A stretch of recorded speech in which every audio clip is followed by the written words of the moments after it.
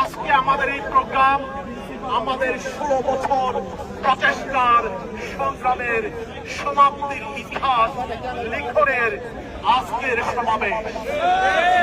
যারা আজকের সমাবেশের সাথে একাত্মতা পোষণ করছে না, they are on the wrong side of the history।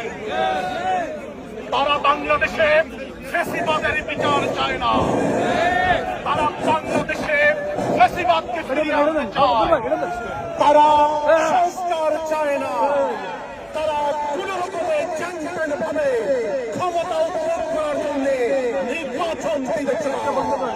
আপনারা কি তা প্রত্যাখ্যান করবেন? If you want to be on the right side of the history, you must demand reform fast. Reform fast.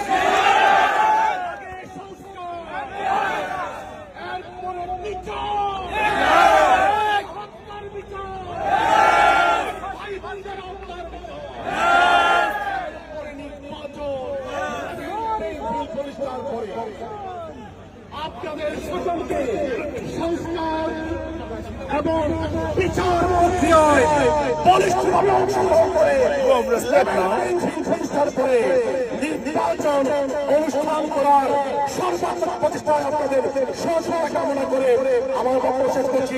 আসসালামু আলাইকুম ওয়া রাহমাতুল্লাহি ওয়া বারাকাতুহু।